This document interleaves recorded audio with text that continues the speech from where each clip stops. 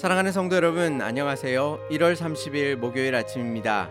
다 같이 찬송가 292장 주 없이 살 수 없네. 다 같이 찬양 드리시겠습니다.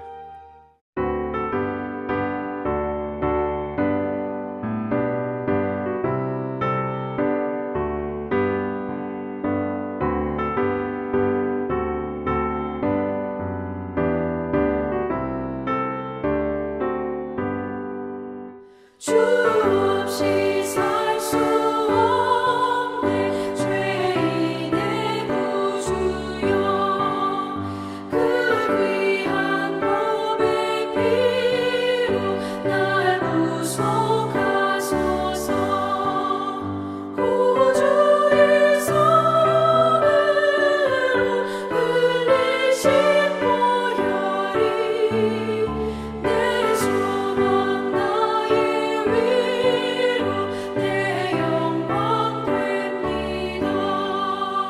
주 없이 살 수 없네 나 혼자 못 서리 힘없고 부족하며 지혜도 없도다 내 주는 나의 생명 또 나의 힘이라 주님을 의지하여 지혜를 얻으리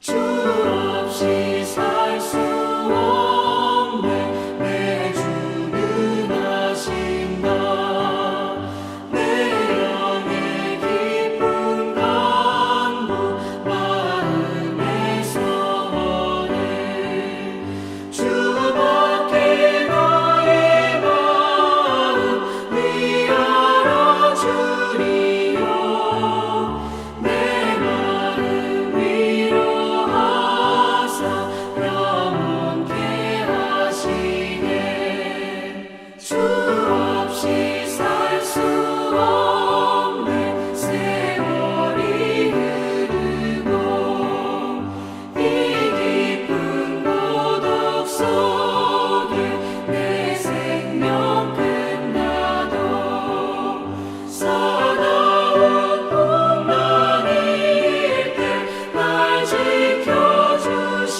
지켜주시니 내 곁에 계신 주님 늘 힘이 됩니다.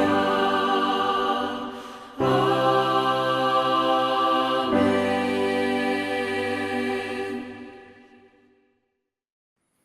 하나님께서 오늘 우리에게 주시는 말씀은 출애굽기 21장 1절에서 11절까지의 말씀입니다. 내가 백성 앞에 세울 법규는 이러하니라. 내가 히브리 종을 사면 그는 6해 동안 섬길 것이요 7째 해에는 몸값을 물지 않고 나가 자유인이 될 것이며 만일 그가 단신으로 왔으면 단신으로 나갈 것이요 장가 들었으면 그의 아내도 그와 함께 나가려니와 만일 상전이 그에게 아내를 주어 그의 아내가 아들이나 딸을 낳았으면 그의 아내와 그의 자식들은 상전에게 속한 것이요 그는 단신으로 나갈 것이로되 만일 종이 분명히 말하기를 내가 상전과 내 처자를 사랑하니 나가서 자유인이 되지 않겠노라 하면 상전이 그를 데리고 재판장에게로 갈 것이요 또 그를 문이나 문설주 앞으로 데리고 가서 그것에다가 송곳으로 그의 귀를 뚫을 것이라. 그는 종신토록 그 상전을 섬기리라. 사람이 자기의 딸을 여종으로 팔았으면 그는 남종같이 나오지 못할지며 만일 상전이 그를 기뻐하지 아니하여 상관하지 아니하면 그를 속량하게 할 것이나 상전이 그 여자를 속인 것이 되었으니 외국인에게는 팔지 못할 것이요 만일 그를 자기 아들에게 주기로 하였으면 그를 딸같이 대우할 것이요 만일 상전이 다른 여자에게 장가들지라도 그 여자의 음식과 의복과 동침하는 것을 끊지 말 것이요 그가 이 세 가지를 시행하지 아니하면 여자는 속전을 내지 않고 거저 나가게 할 것이니라. 아멘.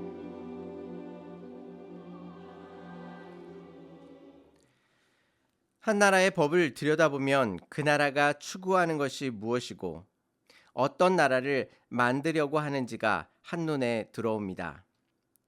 지금 이스라엘 백성은 출애굽하여 광야로에 나와 있습니다.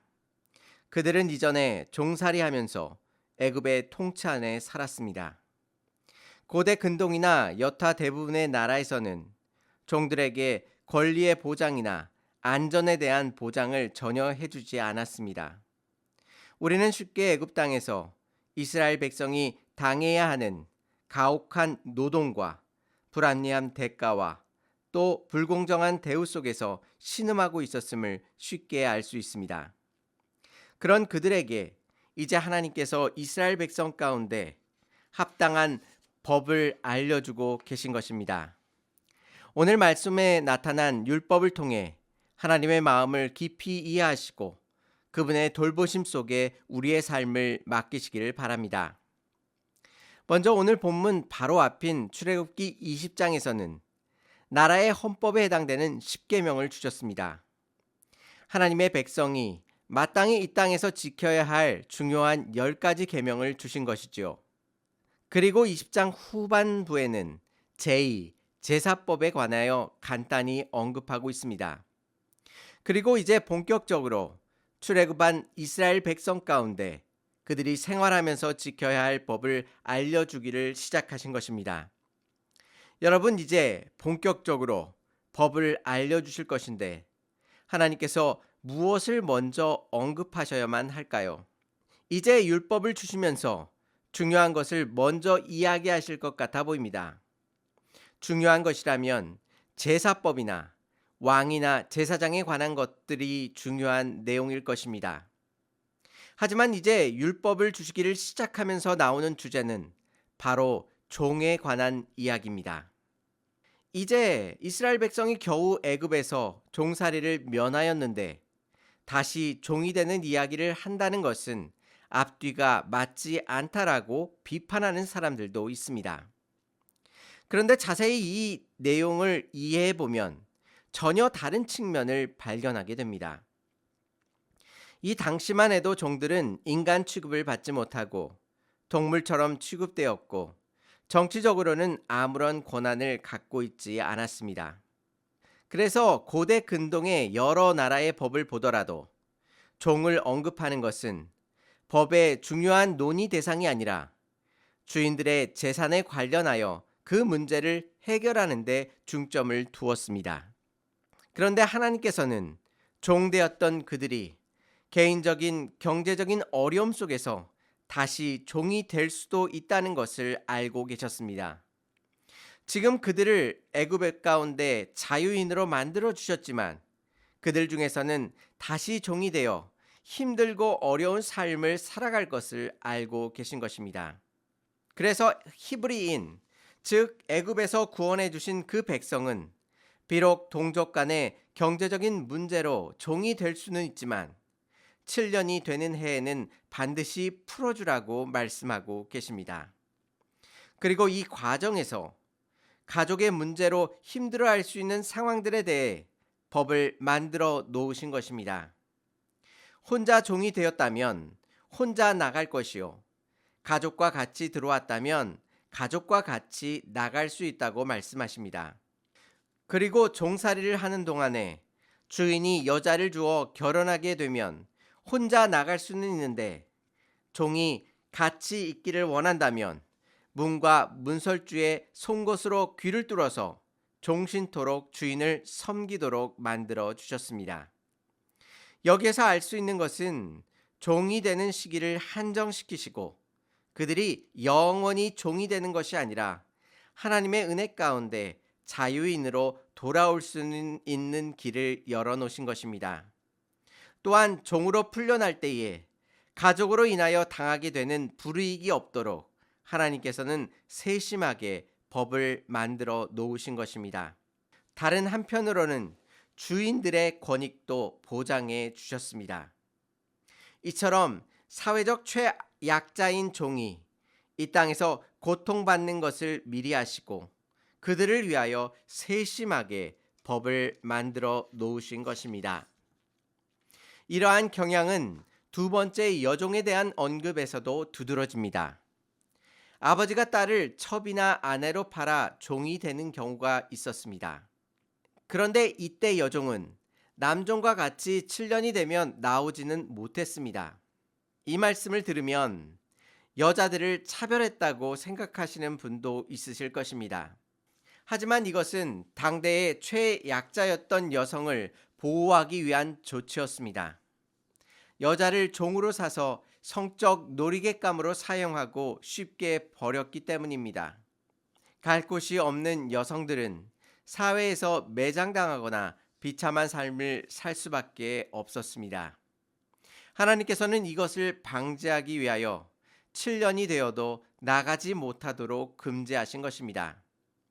하지만 아내가 아닌 보통 여종으로 들어왔을 때는 남종과 같이 7년이 되었을 때에 나갈 수 있었습니다. 또한 주인이 더 이상 그 여종을 좋아하지 않더라도 외국인에게 팔지 못하도록 만드신 것입니다.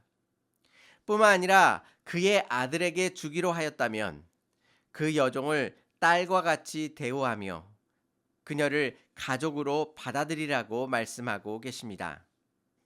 또한 더욱이 이후에 다른 여자와 결혼하더라도 음식과 의복과 동침하는 것을 끊지 말라고 말씀하여 주셨습니다. 이처럼 하나님께서는 사회의 최약자였던 여성들을 하나님의 은혜와 사랑으로 지켜 보호해 주시기 위하여 이 귀한 율법을 마련하여 주신 것입니다. 우리는 오늘 말씀을 통해 하나님께서 사회적인 약자들에게 얼마나 주목하고 계신지를 알 수 있습니다. 또한 나그네 된 이스라엘 백성이 애국과 같이 동족인 자기의 백성들을 억압하는 것을 하나님께서 그냥 놓아두지 않으셨습니다. 우리가 성경을 읽어가면서 하나님께서 사회적 약자인 고아와 과부와 나그네에게 얼마나 큰 관심을 가지고 계시며 그들이 소외당하거나 부당한 일을 당하지 않도록 하나님께서 얼마나 힘쓰시고 계시는지를 우리는 확인할 수 있는 것입니다. 이렇게 사회적 약자를 주목하시고 그들을 위하여 법을 만들어 놓으신 하나님께서 우리가 약하고 힘들 때에 거저 그냥 계시지 않다는 사실을 발견하게 됩니다. 또한 우리가 세상의 약한 자들을 괴롭힐 때에 하나님께서 그 자리 가운데 계시며 하나님께서 그 자리 가운데 심판을 준비하고 계심을 깨달아 알아야 하는 것입니다. 그분께서는 우리의 약할 그때에 우리를 속히 그곳에서 구원해 주시기 위해 지금도 힘쓰고 계십니다. 이 세상 속에 끌려다니는 우리를 세상 속에서 끌어내시어 하나님의 거룩한 백성으로 삼아 주실 것입니다. 하나님의 이 놀라운 은혜가 오늘도 우리를 일으켜 세우며 주님 앞으로 나아가게 하심을 기억하시고 오늘도 이 말씀을 붙들고 승리하실 수 있는 저와 성도님들이 되시기를 주님의 이름으로 축원합니다. 다 같이 기도드리시겠습니다. 은혜롭고 자비로우신 하나님 아버지, 이 세상에 그 누구도 주목하지 않았던 남종과 여종의 그 삶을 하나님께서 보호하시고 인도하시기 위하여 귀한 율법을 준비하여 주시고 그들을 보호하여 주신 것처럼 힘없고 별 볼 일 없는 우리의 인생 가운데 주께서 찾아와 주시사 하나님의 인도하심과 역사하심 속에 넉넉히 승리하며 살아갈 수 있도록 주께서 은혜를 베풀어 주시옵소서.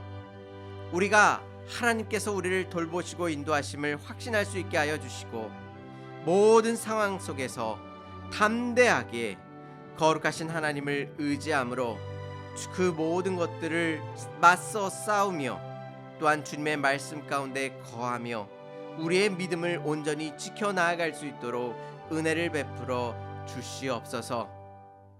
동족 간에 싸우지 않도록, 동족 간에 억압하지 않도록 하나님께서 금하신 것을 기억하게 하여 주셔서 우리의 이웃들을 향하여 예수 그리스도의 그 사랑의 마음을 품어 그들에게 먼저 다가갈 수 있게 하시고 품에 안을 수 있게 하여 주시며 그들의 연약함을 주님의 은혜 가운데 돌볼 수 있도록 하나님께서 함께하여 주시옵소서. 오늘 하루도 이 놀라운 은혜 가운데 우리를 붙드시고 역사하실 줄 믿사오며 예수님의 이름으로 기도 올리옵나이다. 아멘. 하나님께서 이스라엘 백성이 앞으로 당할 고통을 피하게 하시기 위하여 힘쓰신 것처럼 지금도 우리를 돌보고 인도하심을 믿으시기를 바랍니다. 감사합니다.